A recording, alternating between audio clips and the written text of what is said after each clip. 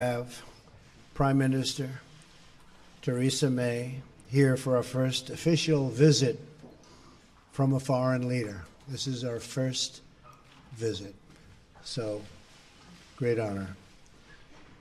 The special relationship between our two countries has been one of the great forces in history for justice and for peace. And by the way, my mother was born in Scotland, Stornoway, which is Syria, Scotland.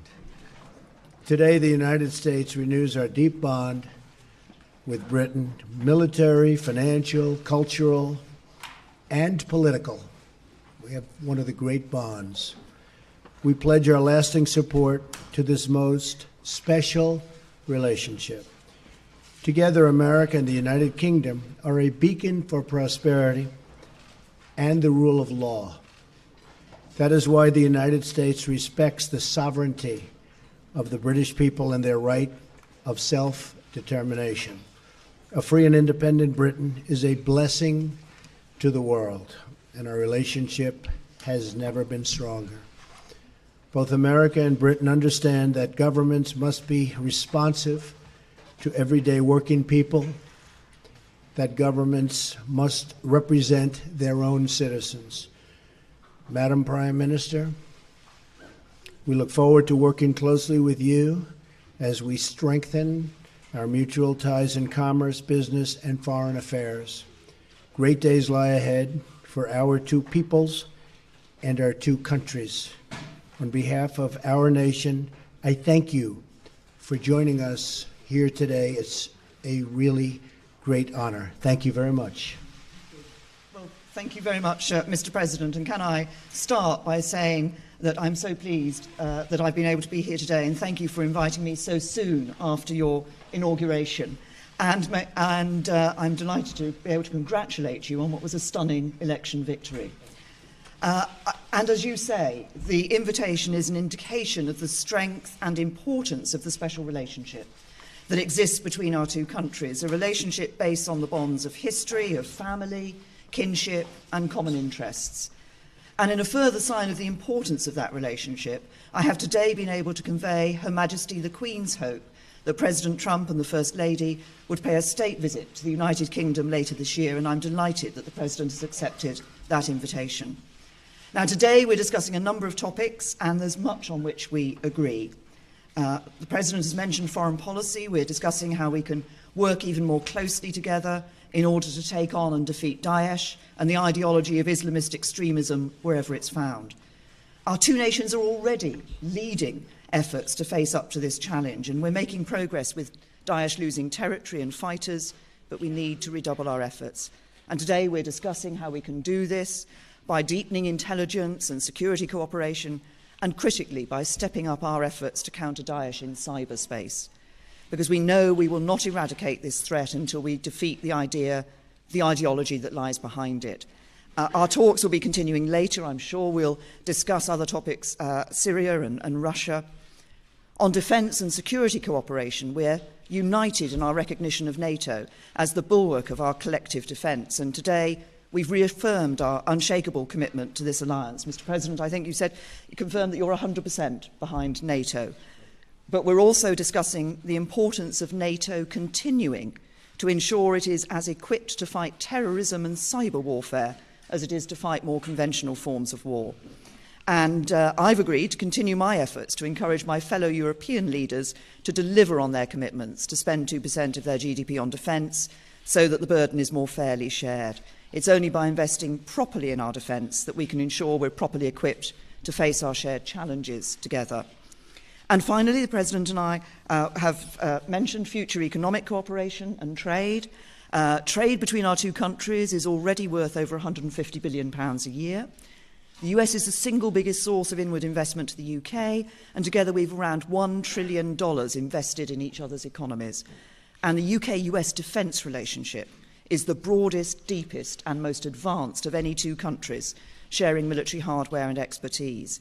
And I think the President and I are ambitious to build on this relationship in order to grow our respective economies, provide the high-skilled, high-paid jobs of the future for working people across America and across the UK. And so we are discussing how we can establish a trade negotiation agreement, take forward immediate high-level talks, lay the groundwork for a UK-US trade agreement, and identify the practical steps we can take now in order to enable companies in both countries to trade and do business with one another more easily. And I'm convinced that a trade deal between the US and the UK is in the national interest of both countries and will cement the crucial relationship that exists between us, particularly as the UK leaves the European Union and reaches out to the world. Today's talks, I think, are a significant moment for President Trump and I to build our relationship, and I look forward to continuing to work with you as we deliver on the promises of freedom and prosperity for all the people of our respective countries. Thank you. Thank you very much. That's very nicely stated. Steve Holland. Where's Steve? Steve, yes. Thank you. You're going to be speaking tomorrow with the Russian president. Yes. What message would you like to convey to him? How close are you to lifting some of the sanctions imposed on Russia over its Ukraine incursion? What would you expect in return? And Prime Minister May, do you foresee any changes in British attitudes towards sanctions on Russia? Well, I hear a call was set up, Steve, and we'll see what happens. As far as the sanctions, very early to be talking about that. But we look to have a great relationship with all countries, ideally. That won't necessarily happen.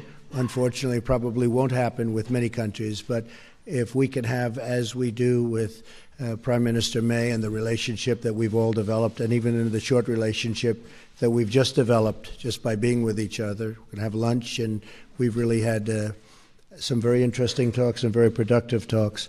But if we can have a great relationship with Russia and with China and with all countries, I'm all for that. That would be a tremendous asset. No guarantees, but if we can, that would be a positive, not a negative. Okay? We have, as far as the UK is concerned, on sanctions for Russia in relation to their activities in the Ukraine, we have been very clear that we want to see the Minsk agreement fully implemented. We believe the sanctions should continue until we see that Minsk agreement fully implemented, and we've been continuing to argue that inside the European Union. Okay. Laura? Thank you very much, Prime Minister. Laura Kunsberg, BBC News. Prime Minister, you've talked about where you agree, but you have also said you would be frank where you disagree with the President. Can you tell us where in our talks you did disagree, and do you think that the President listened to what you had to say? And, Mr. President, you say...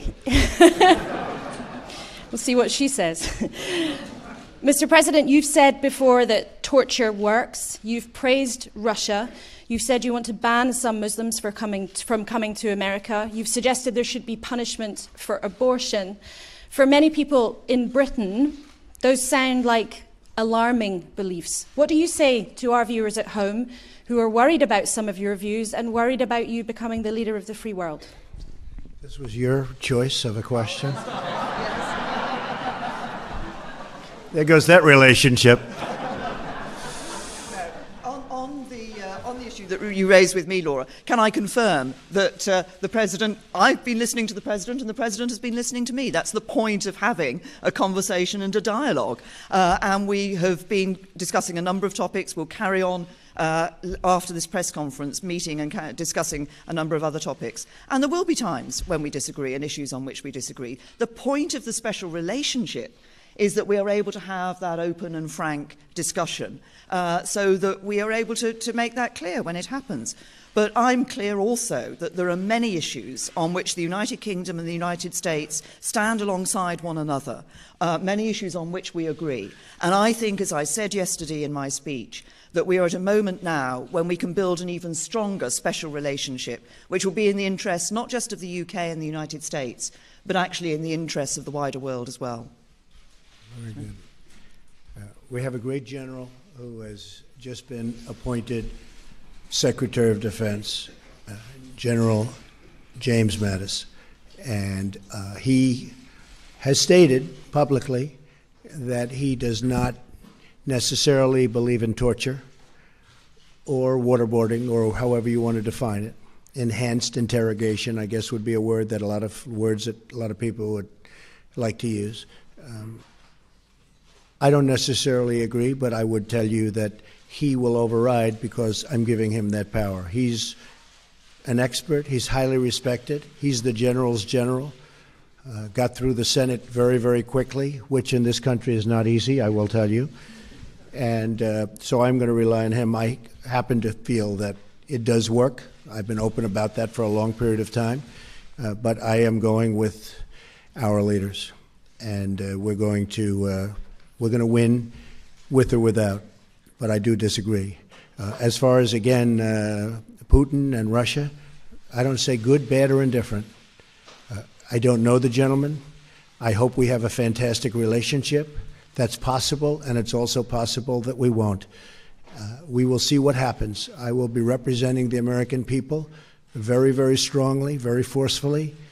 And if we have a great relationship with Russia and other countries, and if we go after ISIS together, which has to be stopped, that's an evil that has to be stopped, I will consider that a good thing, not a bad thing. How the relationship works out, I won't be able to tell you that later. I've had many times where I thought I'd get along with people, and I don't like them at all.